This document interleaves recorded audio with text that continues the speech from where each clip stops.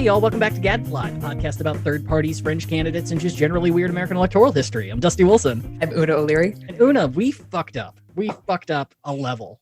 How did we fuck up this time? Oh man, we did not recognize that our Marjorie Taylor Greene episode was our 50th episode. It was, that's right. It blew my mind because I'm keeping track of episodes in just the dumbest TV degree way possible, where it's like certain number of episodes per season. Like when do we hit syndication? Oh Lord, I think it's season 5. Uh-huh. I know it's a while out there, but we're gonna end up on freaking, I don't know, PAX. We're not gonna have a democracy at that point.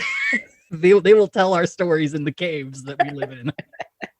But yeah, so it's just a very exciting thing. So I guess we could celebrate it now with this new one, our 51st episode, or the DC episode, if it passes Congress.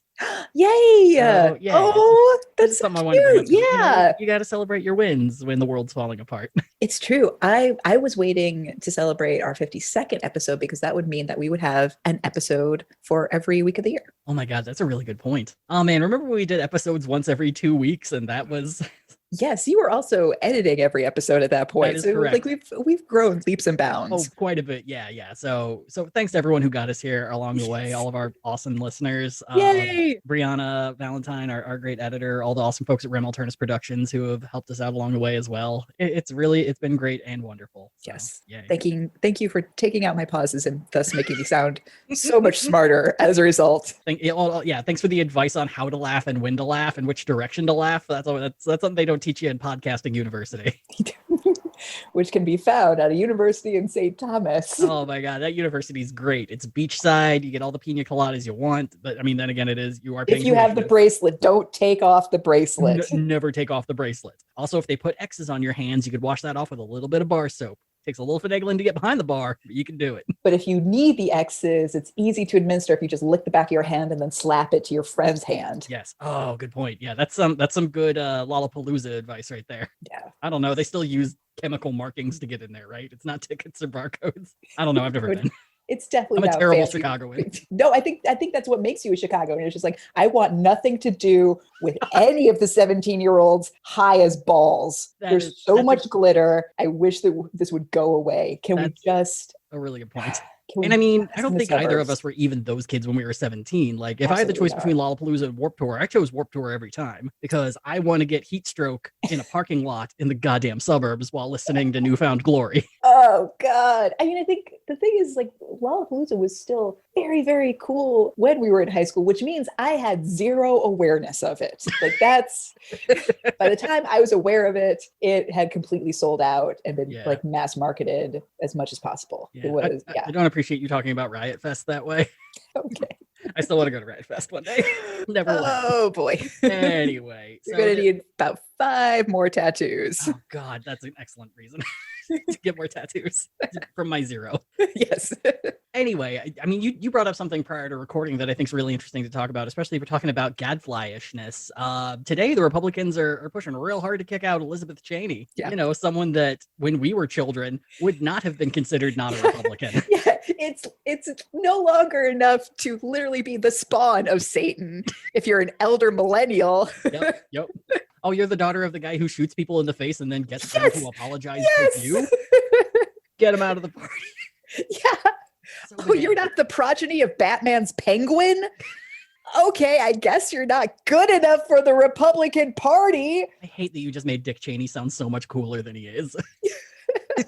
But yeah, I think there's a lot of really interesting stuff that we could do a deep dive on, but I think just the whole movement to redefine the Republican Party from the state level up has been so freaking interesting to me lately. And just seeing them try to push out people who are already in power, getting super jazzed. I've been getting super jazzed for the primaries that are coming up, seeing, 5 to 20 Trumpists going up against the one non-Trump person, because that's always worked out in the past. God, I mean, I'm okay with it if it means a genuine split. If we're talking like true, like evolution of Whigs, Social Democrats to Democrats and Republicans. If it's the Republican Party being consumed from within, like if it's the Republican Party, but in the movie Alien, like if that's what we're talking about, then no, I don't care. Then it's just insanity because like because then you have people like Liz Cheney or the guy who ran for president. Oh, And Walsh? no, he's from Utah. I can't believe I'm blanking on his Mitt name. Romney. Mitt Romney. Good old Mittens. Yes, mittens. And then you have these like old school Republicans where it's like fiscal responsibility. It's like, yeah, but okay, come on, this is just old school dog whistling because you just don't want to give money to like integration or facilities that will now integrate. Fine. But then you're going to have them encroaching on the Democratic platform being like, hey, well, we're not a part of these whack nuts. We're going to join you, but we really think you need to like change to fit our need. And I know enough Democrats would be like, well, we got to change. And it's like, no, we don't. You can either get on board with socialized healthcare or you can fuck right off. Yeah. You can be an independent and you will like it. You can be an independent with Bernie Sanders. Enjoy. Have fun. I hate to spoil the ending for you on this. Oh my God. But yeah, I think the thing that I find super interesting too is especially bringing up folks like Mitt Romney or, other spineless cowards who don't take a stand and just speak in roundabout. But then take a stand once and like major news outlets lose their shit. Yeah. Like, it was like, oh my God, he took a stand. Yeah. But people like Adam Kinzinger here in Illinois, Liz Cheney, and to a much lesser degree, Nancy Mace in South Carolina, who were like saying very bold things to try to stomp out Trumpism in their party and aren't just saying it as a one-off or being like, well, now I'm highly disappointed. Like they're out there saying it in very strong, very clear terms. And I'm personally finding it very interesting that, Liz Cheney is leading this charge and all the dudes in the Republican Party, with the exception of Adam Kinzinger, are just pushing that raft out as far as they fucking can. I think partially to see if this does work, then they have a sign that they can go against Trumpism if they so wish. And if it doesn't work, they can still cling to it as the bastion of the new party. Ugh. Yeah. So as much as I hate to be in this world, Liz Cheney, you're our last hope. Yeah. You're doing garbage. You're doing great, Liz. You're right. It's that what your party is calling the false election is a huge lie. Keep saying it. Let it be known it's appreciative. I wish you were better, but I'll take what I can get. You have the confidence of a woman whose father is powered by batteries. Look, if you put enough potatoes in a heart rate monitor, you can keep him going for years. Best if that heart rate monitor was created by Blackpool. Oh, Blackwater? Blackwater, yeah. I mean, Blackpool, great name for a company also. Yes. But weirdly enough, this is actually going to be a pretty okay segue into what we're actually talking about today. Oh, no. True miracles. So the history of American politics is, it's not exactly what one would call consistently normal. We just have a lot of weird stuff, weird people doing weird things for weird reasons. And probably in our modern times, I don't think there is a better example of something that turns into a complete circus better than the 2003 California gubernatorial recall election. And, seeing as Gavin Newsom is getting dangerously close to having his own recall election this year, actually just last week, the folks running the Recall Newsom campaign announced that they had 1.6 million signatures. They need 1.5 million, and they're probably going to have to get more than that because signatures will get thrown out. It's just kind of part of the process. But it's looking more and more likely like we're going to see a recall election coming this year. And we're already getting some really interesting names throwing themselves into the race. I mean, we've got Caitlyn Jenner, who's going to be running as a Republican. Sit down, Katie. To a worse degree, we have Randy Quaid, who no. I will not make fun of because he is clearly suffering from an extremely strong mental illness. Doesn't make it any better that he is running for office, and doing so, it appears as a QAnon candidate. Oh, no. Yeah. So I think it really, really helps to kind of go through the history of, dare I say it, every single gubernatorial recall election in American history. Sit back, because this is going to be a two-parter. And we're going to hit them all. It's going to be great. All right, cracking knuckles, easing in. Let's do this. All right. So to start off, we have to go back to California in 1911. So at the time, progressive Roosevelt ally Hiram Johnson was the governor of the state. And the 1910s were a real banner decade for progressive politics. Socialists were doing extremely well. You could actually call yourself a socialist and in certain parts of the country do very, very well. And Hiram would lead the way to one of the more unique changes to the citizens' rights to remove someone from office. Hiram noted that typically there's only 3 ways to be removed from office: not be reelected, resign in disgrace, or be impeached. And each had their own mechanisms that, all in all, worked. You hate your governor? Well, work to get a new person in office. Did they have a sex scandal or get caught doing something morally egregious? Then hound them until they leave in shame. Did they do a crime? Well, the state legislature has your back there, and we are gonna get to work, no guarantees. Also, I missed the 4th one. You could die. Sometimes death has strong opinions as to who should lead a country or state. Listen, sometimes you drink some bad water in 1911. Sometimes you get real fucked up on ice milk and cherries, and things get weird.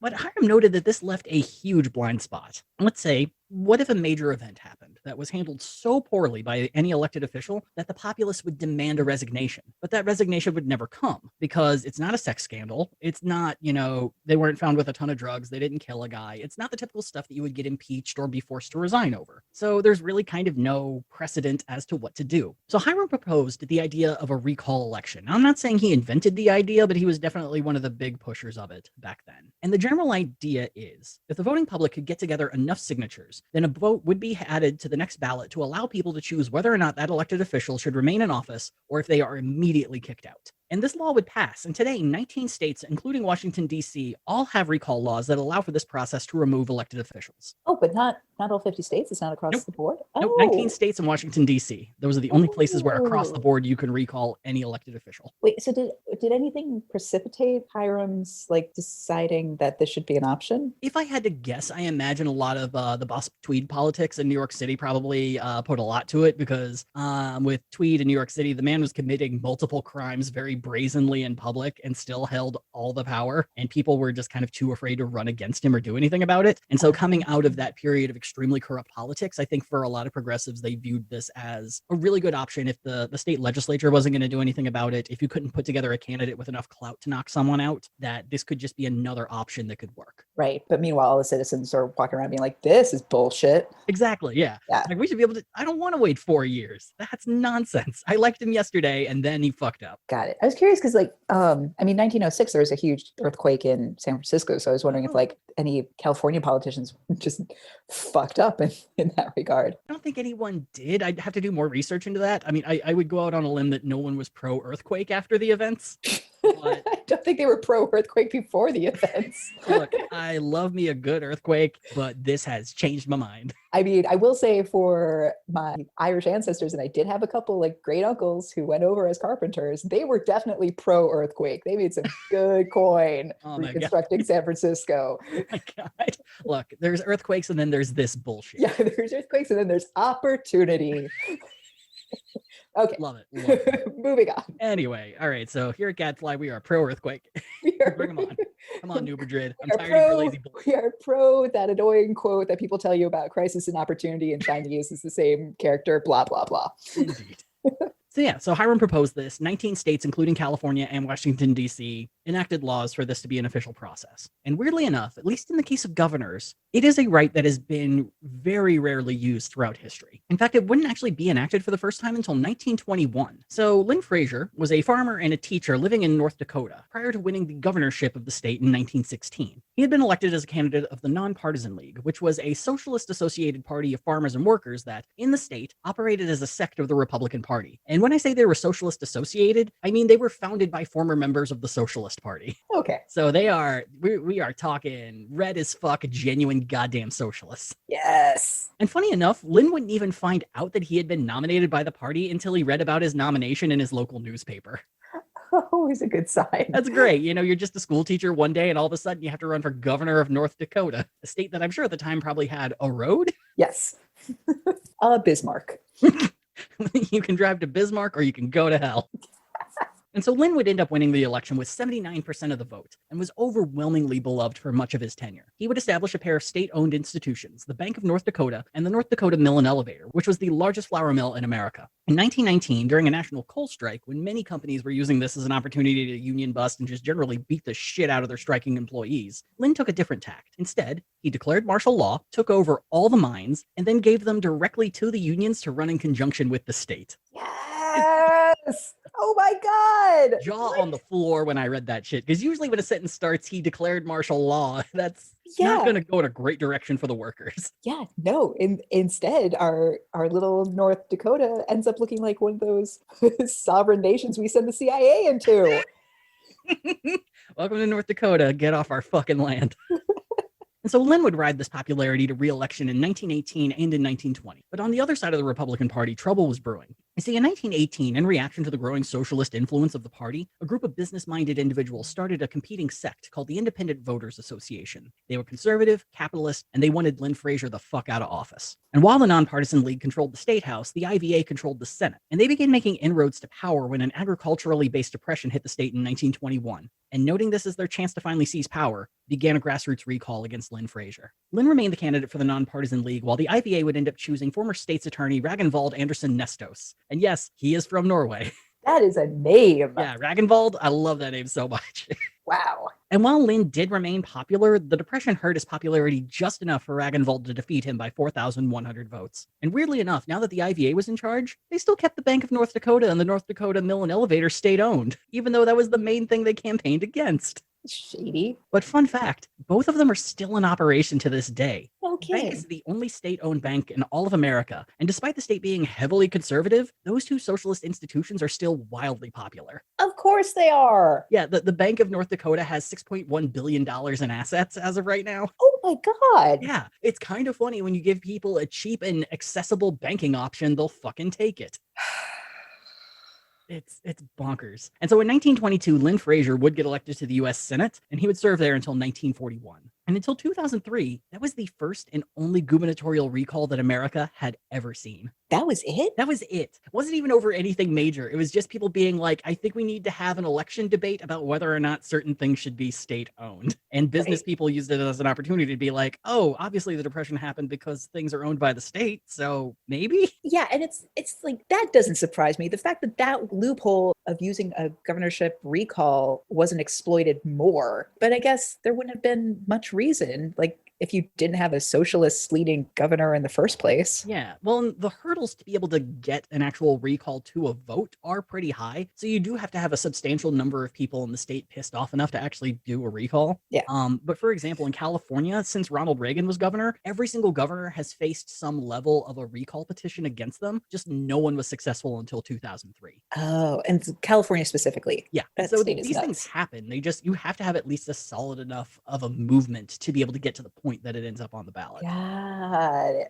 Okay. I'm on board. Okay. But you see, the one recall did set one hell of a precedent. And that's if you're going to recall a governor, it better be because he was in charge when something completely out of his control fucked the state. Which leads us to our first main character of the 2003 recall, a fellow by the name of Gray Davis. And look, Una, I know, with a name like that, an image popped into your head like you did a Google search in your brain, and I promise you, the image you have is 100% right. For Gray Davis, governor of California. Oh yeah, Gray Davis, white guy, Yep. New England jawline, Yep. slightly graying hair, rectangle 100%. face. Yes. Yeah. Yeah. Okay. He looks like Bert if he ran a bank. Oh. I mean, you say aw now, but... So Joseph Graham Davis Jr. was born in 1942 in the Bronx, New York, and the dude was born into what could be considered an upper middle class to almost high-level wealth. His father was an advertising manager at Time magazine, and his father was, I mean, the nice way to say it is he was a businessman, but the historically accurate way to say it is he was a Nazi collaborator. Excuse me, what? Yeah. So William Rhodes Davis made much of his fortune working directly with the Nazis in Germany, and he also used his business connections there to funnel money from them into American political campaigns that happened to be more pro than anti-Germany. Yeah.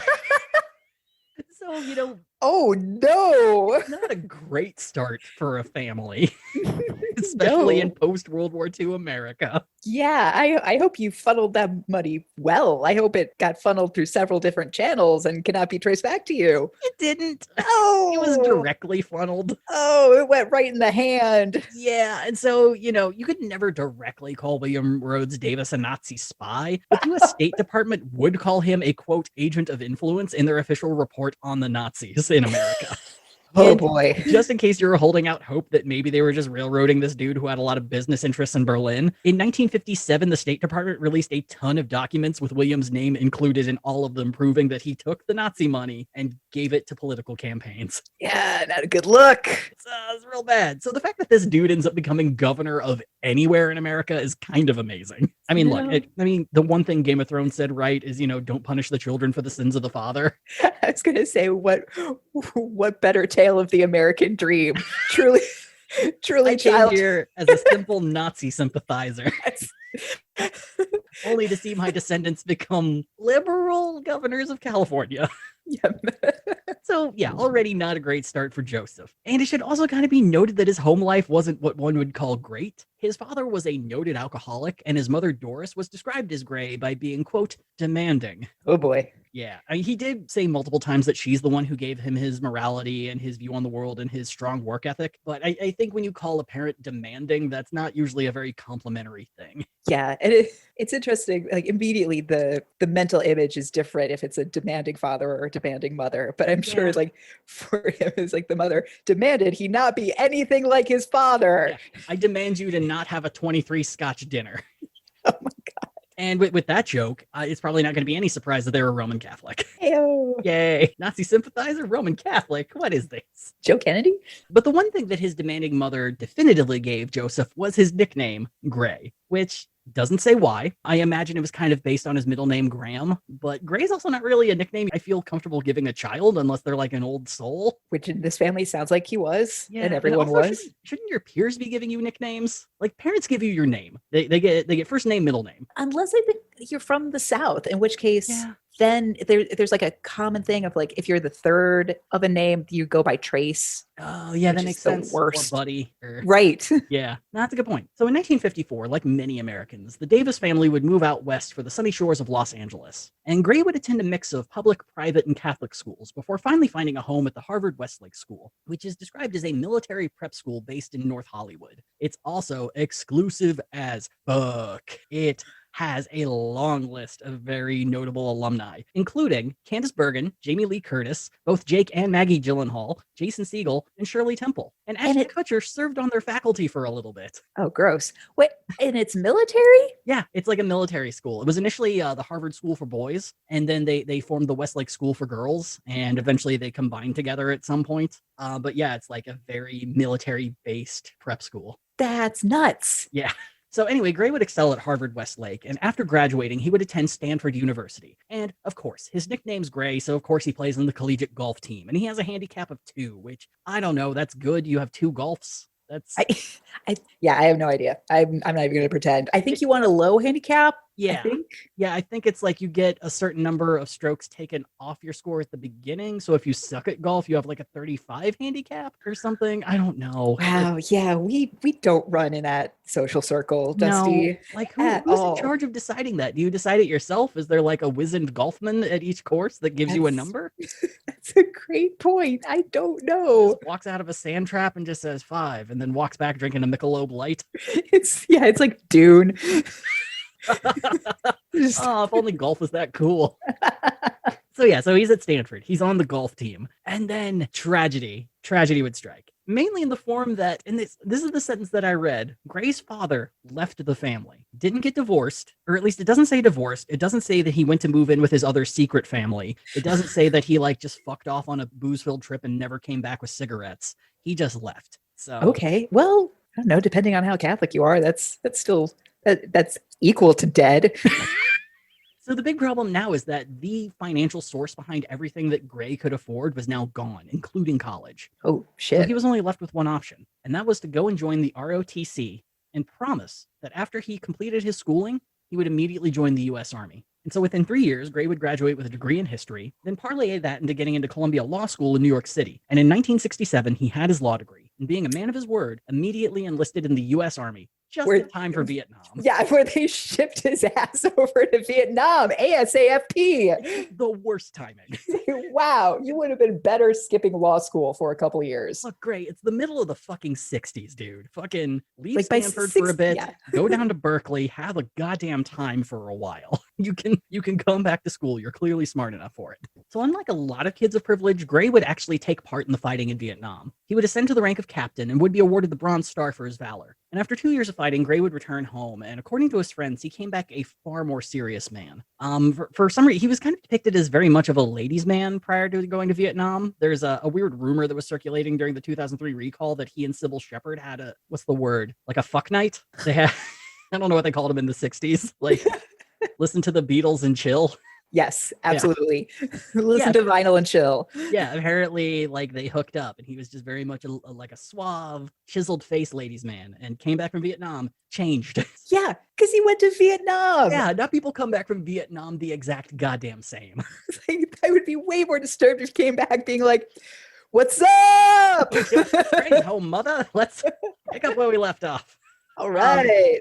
So one of the things that he discovered when he was in Vietnam that really set him off was he realized really quickly that there weren't other Ivy League graduates on the front lines, and that the vast number of people who were fighting were either people of color or impoverished white people. Yeah, how about that? I know, it's a little weird how that works out, isn't it, Grayford? And for the first time in his life, Gray became aware of the disparity of class and race in America and became dedicated towards eliminating it. And he figured the best way to do that was to enter politics. So in 1970, Gray would volunteer for Congressman John Tunney's ultimately successful run for Senate, and somehow parlayed that into getting a seat as the chairman on the California Council on Criminal Justice, where he initiated a statewide neighborhood watch program. That's all I could really find. But I don't know how that opportunity arises from volunteering for a dude's Senate campaign. Like, I don't know if it was just like family connections got him there, or if he did such a good job working for free that the guy was like, look, let's make you the chairman of a department in California. Maybe. Yeah, I have no idea. I mean, then again, this is like boomer job progression, something like. Oh, that's it. Also, they were still shipping guys to Vietnam. There was probably a shortage of guys It's a really to good do point. this. God, look, I wish you had job experience, but You're a white guy dude. here, so, Yeah. ugh. I'm not going to give it to Sue. That's for No. sure. Ugh. Congratulations, Gray. So in 1973, he joined the campaign to help elect LA's first black mayor, Tom Bradley. And in 1974, he stepped up and ran his first political campaign for state treasurer of California. However, it would be a move a bit too soon, and he would get fucking crushed. Out of 4 candidates, he finished third, primarily behind a dude by the name of Jesse Unruh, the state assemblyman who had earned the nickname Big Daddy Unruh. Oh, no. Oh, no. Yeah, if you met a dude named Big Daddy, what's your reaction as a woman to that nickname, to that being his professional working nickname? I mean, the muscle memory sets in of pulling out my keys to keep them in my hand and maybe like shooting out between my knuckles. Like that's what it's like. It doesn't even have to be dark out. I'm just in case. I am willing to break all the bones in my palm just to stay safe around you, Big Daddy. Yeah. And then the thought of like, yeah, I guess I should have borrowed my friend's mace.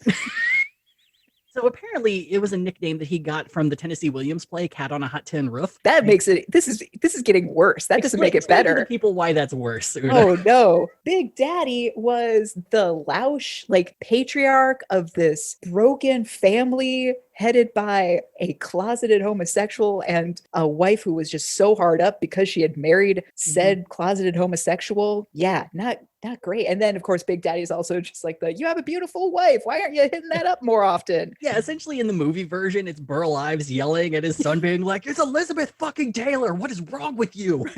Right. And then meanwhile, like the one he's yelling at is Paul Newman. And it's God, it is Paul Newman. Yeah. It's a feast for the eyes, but because it's the movie version, you don't get the incredible like undertones of homosexuality that you do exactly, in the play. Yeah. Like you don't get the feeling of like, does she have a dick? Then no. No, I'm not interested. And everyone in this theater can read that.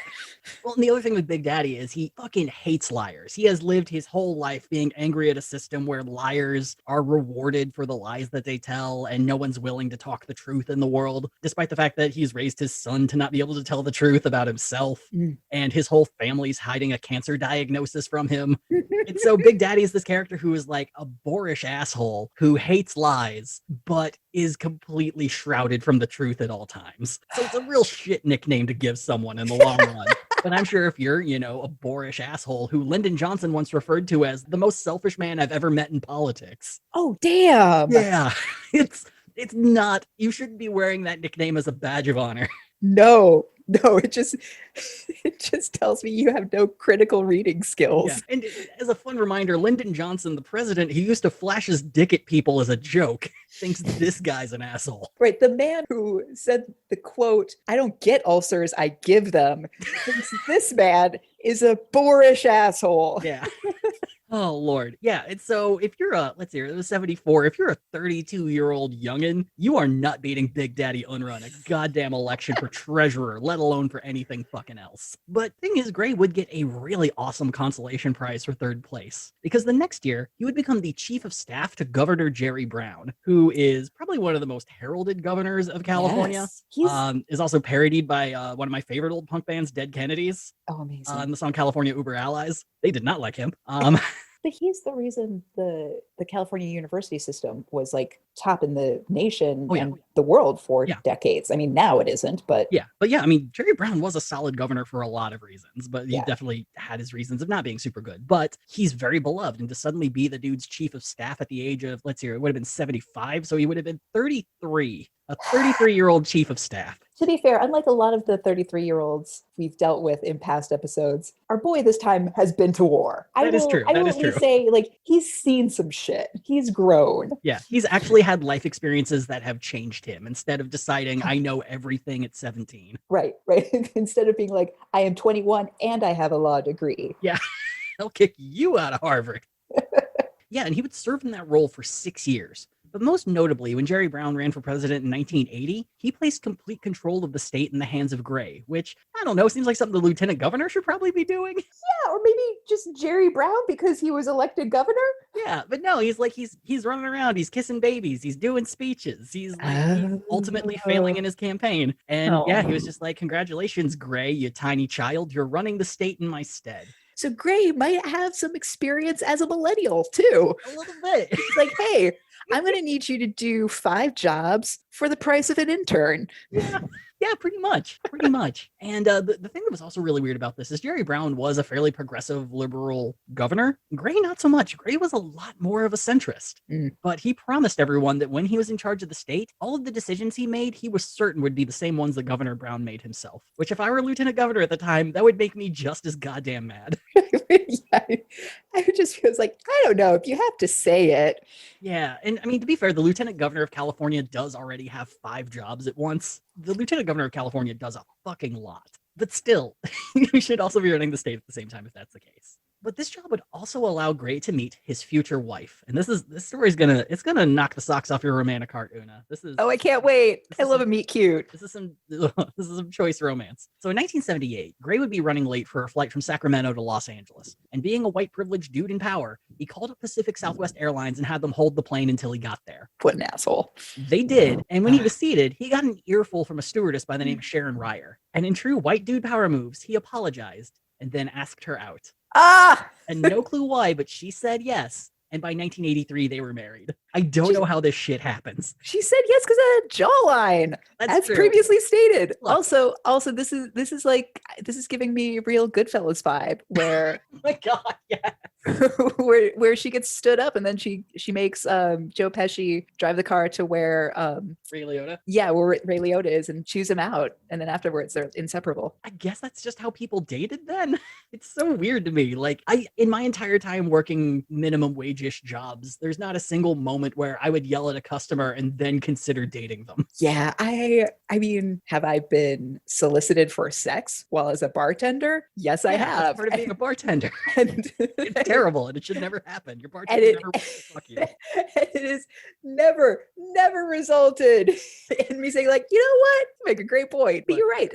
Maybe in the service industry we needed to yell more as single people. Oh, 100%. It's like places like Ed DeVevick's, I think, just exists as therapy for waiters.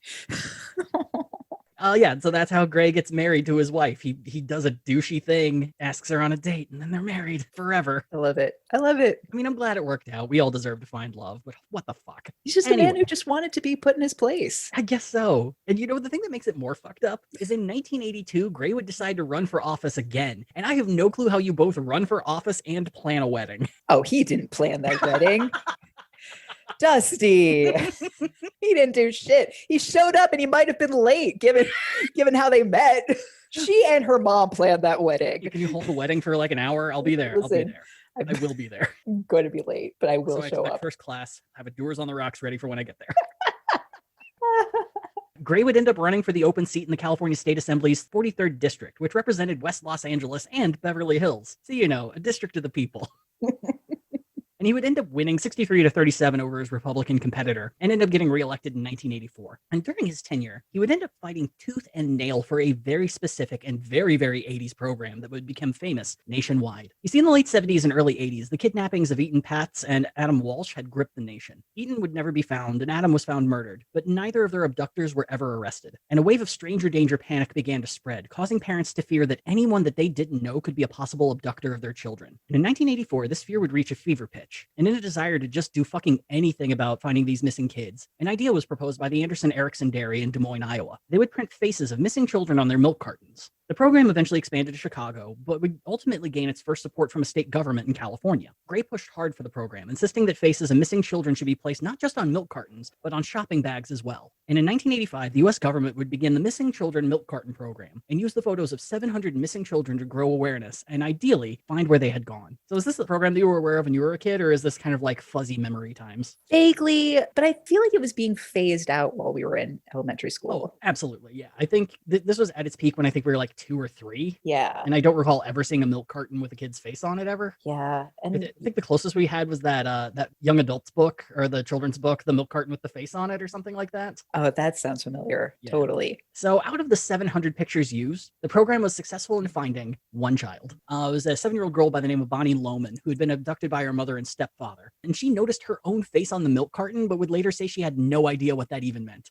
That it was just a really weird morning. But her neighbors had the same milk carton, called the police, and her mother and stepfather got arrested. Oh, no. Yeah, and so she was taken back to her father, which I'm sure for a 7-year-old was very good and healthy. Oh, no. But other than that, there are no reported cases of the program ever working. And there's plenty of evidence to show that it actually did a fuck ton more harm than good. Yeah, I There's bet. 5 reasons. First, it stressed the idea of stranger danger being the source of missing kids. But statistics and data prove that the majority of kids who have been abducted or are missing have been abducted by their own parents. Second, kids on the cartons were usually white, which was disproportionate to the proportionally larger number of black and brown missing children at the time. Third, famous pediatrician Benjamin Spock argued that all the cartons did was scare the fuck out of kids into thinking that they could be kidnapped at any moment, and that thanks to this program, they got this dose of fear first thing every morning for years.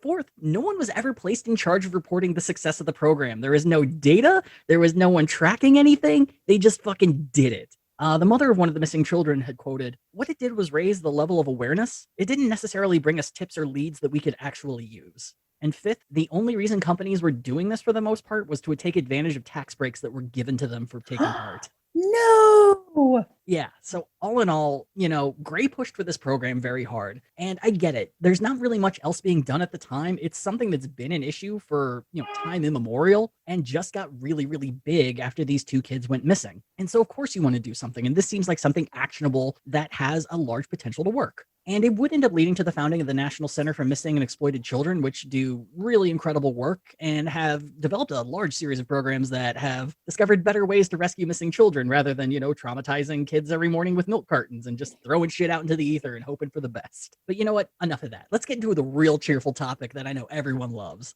Running for state comptroller. Boo, boo, boo, boo, boo.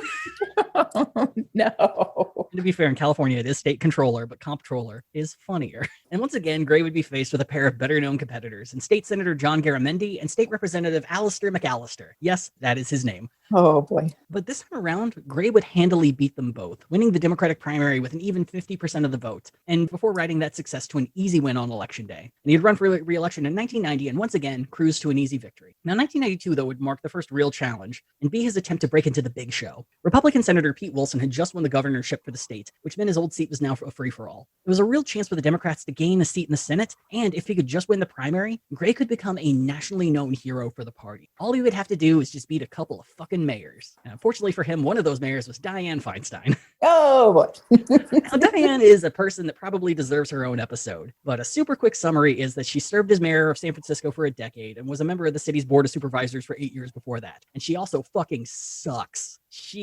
I'm gonna hit you with some real terrible details. And I'm sorry. So some of the greatest hits of her time as mayor of San Francisco is that she vetoed domestic partnership legislation that would have extended healthcare insurance benefits to same-sex couples. She nearly ended up ruining the investigation to find serial killer Richard Ramirez by releasing unpublicized details about the case in a bid to embarrass and antagonize detectives trying to find him. And in 1984, she spent a whole summer replacing a Confederate flag that was flown in the San Francisco Civic Center Plaza for years, despite activists constantly stealing and burning the flag. So this happened like 2 or 3 times. I believe the guy's name was John Bradley, who would scale the pole in a Union uniform, grab the flag, rip it down, and set it on fire. And she kept fucking replacing the flag every single goddamn time. The third time he put a makeshift Union flag up on the pole, and Feinstein took it down and had it shredded. And eventually, this happened so often that the activists just knocked down the pole. And a lot of the reasoning behind this seems to be the fact that in 1984, Dianne Feinstein was trying really hard to be vice president, and she wanted to impress the Dixiecrats, and the Dixiecrats sure loved them some Confederacy, and so she fought to keep that flag up to try to be vice president. Oh, to Reagan? Oh, no, for the Democrats. So it would have been for Monday. Oh. Yeah. Yeah, but we had lost the Dixiecrats back in like 70, what, 2? Yep. Or They could still vote for the nominees, though, because they're still part of the party. I guess, but like at this point, I feel like by 84, they probably all leapt over to the Republican side anyway. I mean, look, you got to impress Larry McDonald. But yeah, I mean, she's done a lot of terrible fucking things in the guise of being a progressive. And why does California keep rehiring her?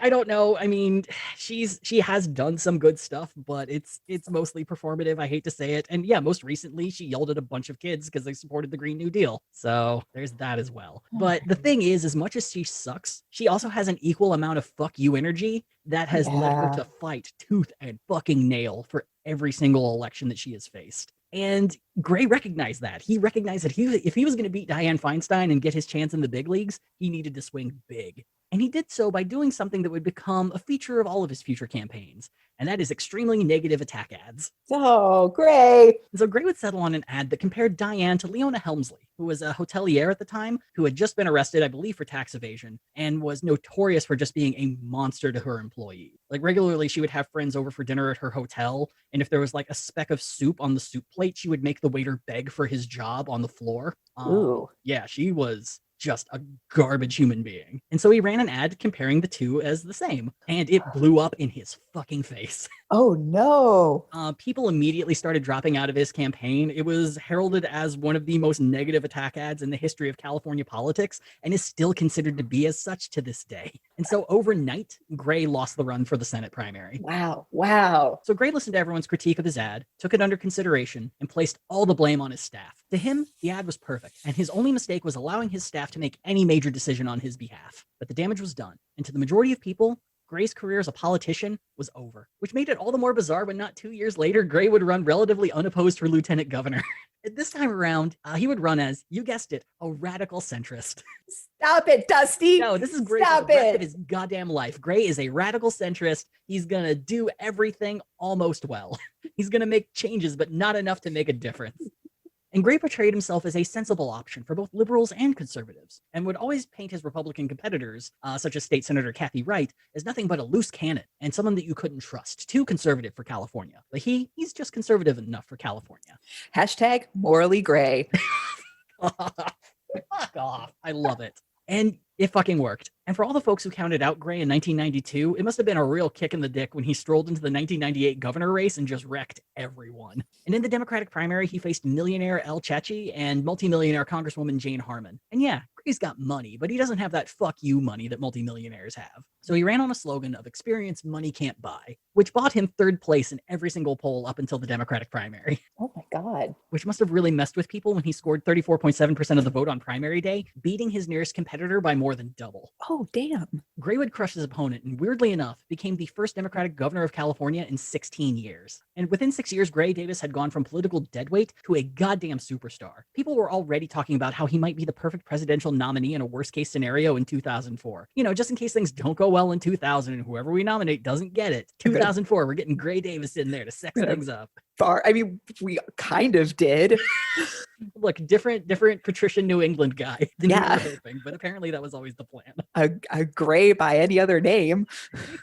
So in California, the feeling was mutual. In 1999, his approval rating hit 58%, with only a 12% disapproval. By February 2000, his true peak of popularity, he had 62% approval and 20% disapproval. Damn. But what made this dude so goddamn popular? Well, he used the budget surplus to increase funding of education throughout the state by $8 billion, including $3 billion on new school books for every high school. Oh. No. He guaranteed any student that finished in the top 4% of their class would gain automatic admission to any University of California school. Oh, damn. He expanded state health coverage to low-income children, but due to budget reasons, wasn't able to expand it to their parents. He increased state funding and state medical coverage for AIDS care. He increased infrastructure spending by $5.3 billion.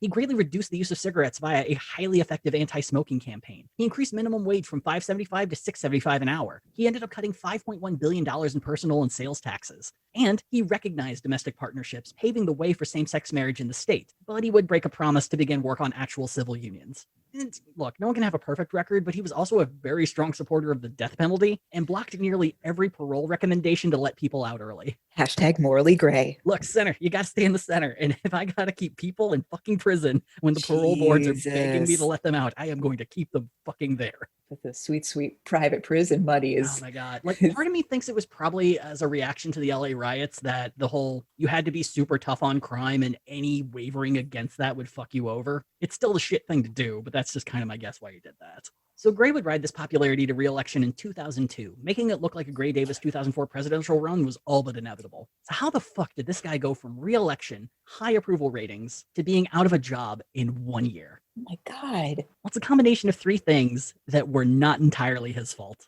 So for the first, we have to go back to 1995. At the time, Republican Governor Pete Wilson is working his ass off to deregulate the energy industry in California. Wilson declares the whole system to be, quote, fragmented, outdated, arcane, and unjustifiably complex, and claimed that if they just opened up the industry to competition, then, by default, everyone's energy bills would go down. So in 1996, with the full support of California's three largest privately owned energy companies, Southern California Edison, Pacific Gas and Electric, or the PG&E, and San Diego Gas and Electric, the bill would pass, and the state was free of burdensome regulation. And by this, I mean that the state would no longer control the cost of utilities, and instead would place the setting of those rates in the hands of the California Power Exchange, a private nonprofit that sets prices at auction instead of a set amount.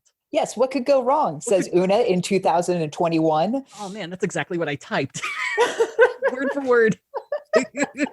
Also, just to really fuck things up too, there was an incentive to encourage public utilities to divest in their power generating plants and sell them directly to private companies. I'm going to be sick. And so, yeah, to answer your question, everything went wrong.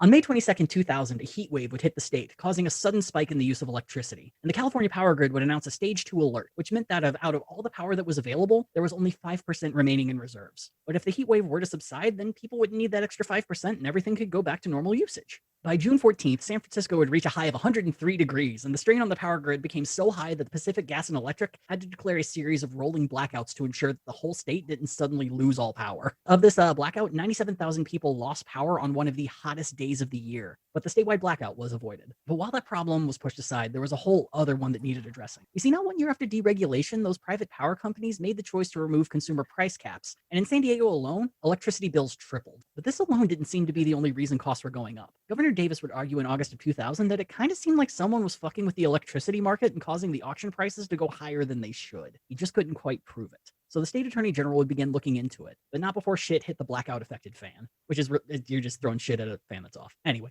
on December 7th, God damn, why did I write that? Like the shit isn't like being spewed anywhere. It's just now you have a shit on a broken fan. Yeah. Yeah. All right, continue. Anyway, yeah, so on December 7th of 2000, the power grid would hit stage 3 power alert, meaning that now, of all the power available, only 3% remained in reserves. And a lot of this seemed to be because these suddenly privatized power plants are running idle. And by law, the state should have issued rolling blackouts. But it being the middle of winter, the state chose instead to temporarily shut down a pair of large water pumps, saving just enough electricity to avoid chaos. But the thing is, this is now a big enough problem that the federal government had to get involved. Energy Secretary Bill Richardson would order all neighboring states' power companies to sell their electricity to California at, quote, just and reasonable rates. Two problems, though. One, the out-of-state suppliers didn't want to do that because there were already rumblings that the big three power companies were secretly almost broke. And two, there really aren't any legal numbers that define just and reasonable. Yeah, it's a meaningless term. And so Gray immediately asked the feds to place a cap on costs at around $150 per megawatt hour, but being Bush administration fuckwits, the feds refused. And on the 15th of December, the peak price ended up hitting $1,400 per megawatt hour. To give you an idea of how fucky that was, 1 year earlier, the average price was $45. Ha! And So livid. The really kind of fucked up thing too is that while wholesale price was going up, there were legal caps to how much the power companies could charge customers directly. And so while they were paying more and more and more money for power, they had less money coming in, and that's why they were going bankrupt. They had raised the rates as high as they could legally go, and since they couldn't, they were now getting price gouged by all these out-of-state companies.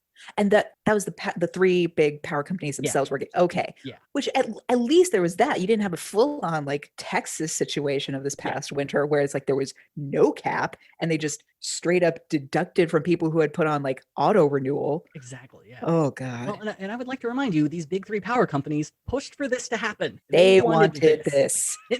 It happened so fast they didn't plan for anything. And so, yeah, they started claiming that if they didn't raise rates, they'd all go bankrupt. And the big three doubled electricity bills across the board, something from like 7% rates up to 15% for all of their customers during emergency pricing. But even doing that was too late of a move. By January, Southern California Edison was in $600 million of debt, and the PG&E was within days of defaulting on their last wholesale power payment. Then on January 17th, the state would fall into 2 straight days of rolling blackouts across northern and central California. On February 1st, the state passes a bill approving a deal to buy $10 billion in energy from plants at below market rate. And prior to this, the state was spending $40 to $50 million a day just to be able to keep electricity in all of their homes. Yeah, at this point, no, go bankrupt. You're done. You failed at your job. Yeah. State-owned, motherfucker. Exactly. It's over. Lynn Fraser's corpse in here. This shit. You wanted deregulation. You got deregulation. You deregulated your ass into non-existence. Goodbye.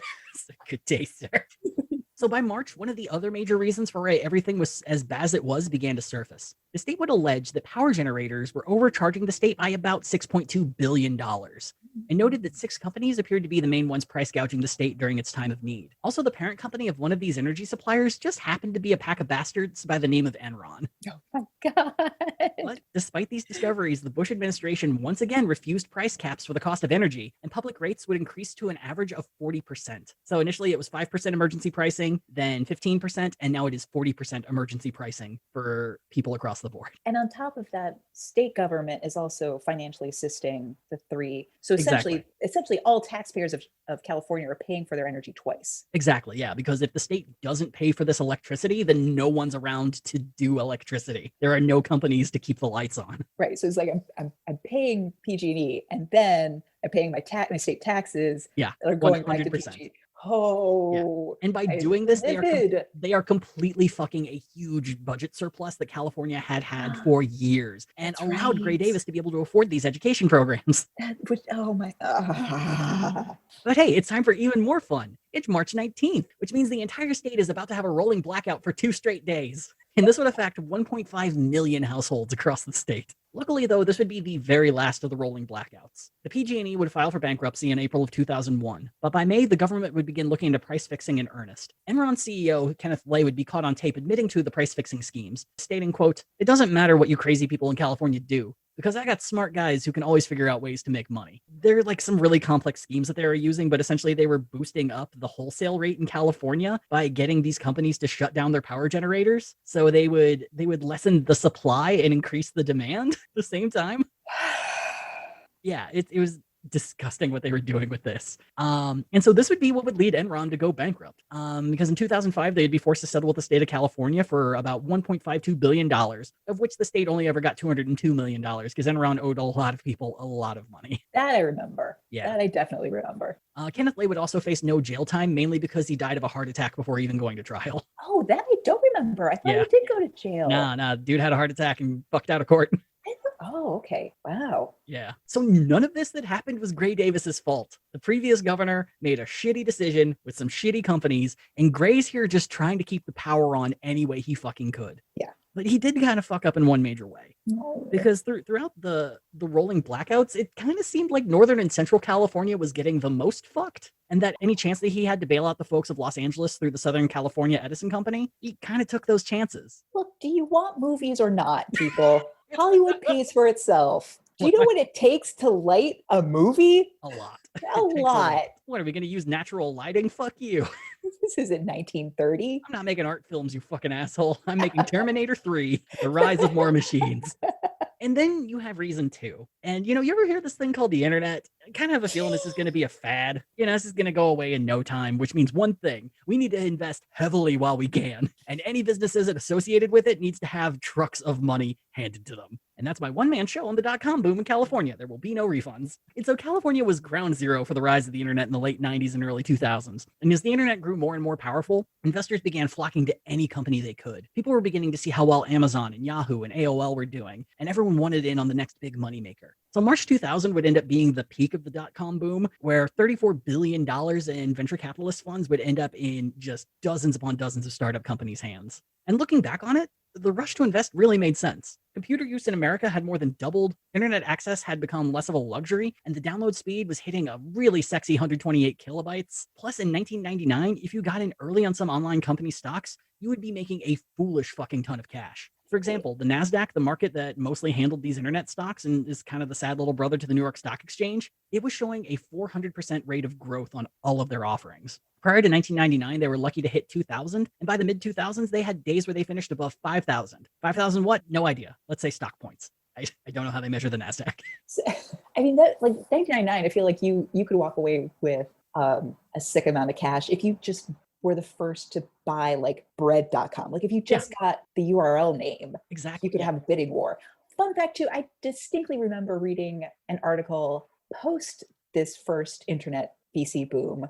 So it probably was it would have been spring 2002, because I remember being, I think, nearing the end of my first year of college. And it was one of those obnoxious New York Times fluff pieces where they interview a bunch of people, just oh, so you were at pets.com and now what are you going to do? And everyone across the board was just it's just so hard because I'm 34 right now, but I think I'm just going to take the next 8 months to travel with this severance, and just feeling this rage of just this feeling is going to be with me no matter what in life. I just was not born in the right year. Yeah, we were all born about 10 years too late. This dark hole of sadness. I am so angry and impotent in my anger right now. So yeah, fun anecdotal fact of the first internet boom. Oh man, the rest of this ain't gonna make you feel much better. No. But okay. Yeah, if you had the cash to invest on opening day offerings of any internet company stock, or had the venture capital cash to spare, then this was the time to make your fucking fortune and get that Dodge Viper you had your eyes on. And with all this booming business, California was there to collect all the tax money. Suddenly, the state had a surplus that could fund any of Gray's most ambitious programs, and was the main reason, like I said, why he could afford his infrastructure and education plans, until it didn't. So March of 2000 would be the peak, and by June, the floor completely fell out. Turns out, a lot of these companies had watched Amazon gain success by growing huge as quickly as possible, and felt that obviously that had to work for them too. The motto of get large or get lost became the leading mantra. And while these companies had a ton of initial investment, they didn't have nearly the public support or customer base to maintain any cash flow. And that also didn't freak them out, because the idea was they're building their brand. And building the brand by giving out free products or having Super Bowl campaign ads would be enough to sustain them until they were a more well-known quantity. And the problem, though, is what became more important than public branding was industry clout. The dot-com party became the coming out event for companies, not just to show off their product, but to lord their financing above everyone else. And the undisputed winner of these parties was hosted by a company called Pixelon. You know Pixelon, that company we all know and are very aware of. No, can't say I do. What, you haven't downloaded the latest Pixelon? Oh, no. So Pixelon's... Hold on, it's still loading. It's just going to take 20 minutes because my aunt called. Oh, God damn it. Get off the phone. I'm chatting.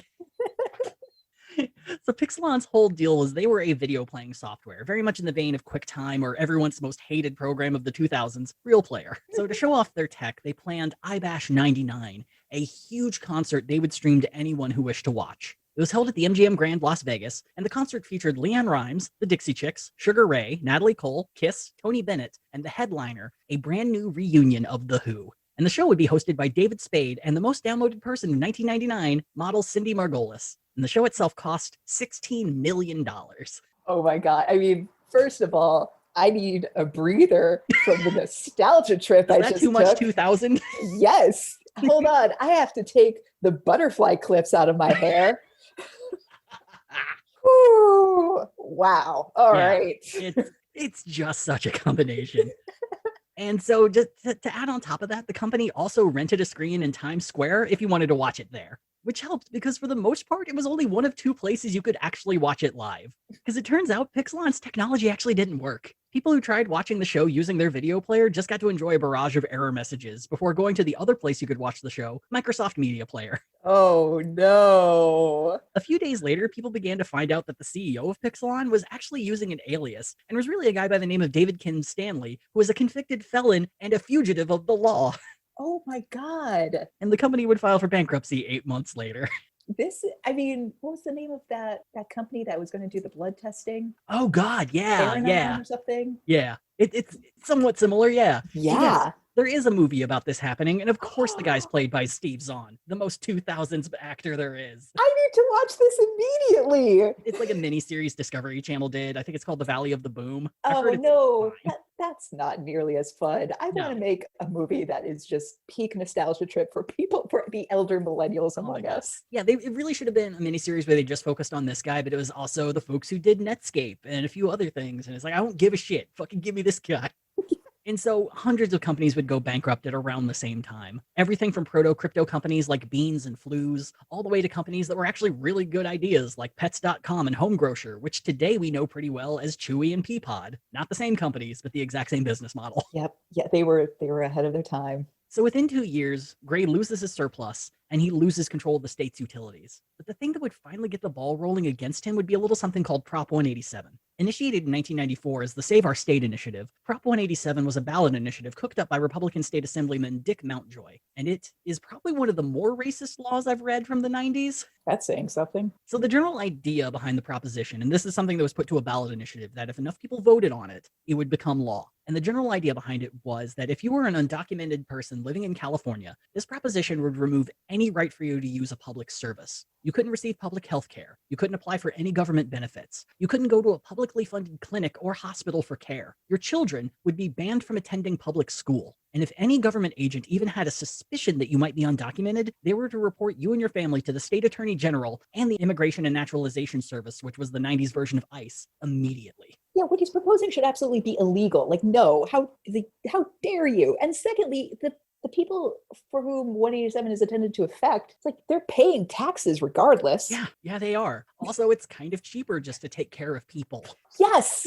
And it's better for the country to educate their children and to have a whole new generation of educated Americans. It's not a bad fucking thing. Who are so thrilled to be Americans because you weren't such a raging asshole to them.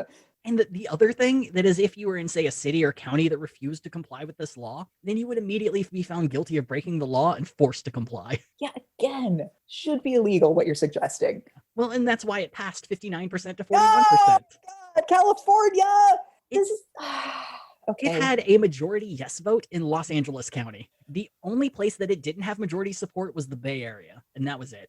Wow. And, lucky for us is people would immediately sue once this proposition went forward because it was so clearly unconstitutional. It languished in the courts for years, and there was a court order that blocked enacting the rule that said it would ban children from schools. Everything else was still fair game for a while, but I guess at least your kids can go to school. But in 1997, Prop 187 would be found unconstitutional. Not because it was so racist and terrible, but because immigration is kind of the federal government's thing, and states can't control immigration. Oh, interesting. Okay. Yeah. So it's pretty good legalese on that one. Got to respect it. And so Pete Wilson immediately appealed. It went to the Circuit Court of Appeals in 1999. But by then, California had a new governor. And Gray Davis stated that he had no interest in appealing the lower court's ruling. And Prop 187 died then and there. And officially, it would be removed from California law in 2014. Because even though it was unenforceable, it was still in the law books. Yeah, no, get rid of it. It's appropriate enough that it completely died out because 187 is also the homicide code for California. Oof. But now Gray's done fucked up. He's poked the real beehive. He has pissed off a whole mess of racist assholes. And for this, for fucking up our electricity, for ruining the budget, and for taking away our racism, we're going to make this fucker pay. And we're going to find out how they made him pay in the next episode of Gadsden. So I gotta say, doing the research for this, I've never been so fucking bored because I figured Gray Davis had to have fucked up in a very goddamn funny way. But the California energy crisis, all it is just frustrating. It's like not his fault in a multitude of ways. Yeah. But he's the guy in charge, so who are you gonna blame? it makes me livid on several occasions. I mean, I vaguely remember, like, I don't know if it was the recall in 2003 or if it was like the numerous propositions for and against legalized gay marriage over the years in California. But once I became aware of like the wacko system California has in place of like legislating, which is just like, hey, we're just going to give it to the people. It's like, your people are dumb. Like I'm not going to say they're dumber than most states. I feel like most of our states are actually like dumb as a whole. Yeah. But California is just like, because of this system, it's like you are just setting yourself up to be shown as like you think California and you think, I don't know, kale eating conspiracy theorists, like jazzercise accomplishing people. Like it's just like you were setting yourself up for the stereotype. Yeah. And it makes me livid. It is nuts because it is a state that's really kind of perfect for that type of exploitation of the law. Where, you know, you have a bunch of people who are very good at advertising and very good at making convincing arguments via media in very short bursts. You have a system where if you just get enough people to support it, it can be on the ballot. And ballot initiatives in general, it's not just California, it's pretty much any state. They take a lot of reading to really figure out what the fuck you're voting on. Oh. And I think they're very good at even stuff that's horribly sinister, like Prop 187. They can advertise it as the Save Our State initiative. We're here to save your jobs. We're here to save all these things that you hold so dear. You don't want people stealing money from you, right? And present just such a convincing argument that even the people you would stereotypically expect to be against them still vote for it. Yeah.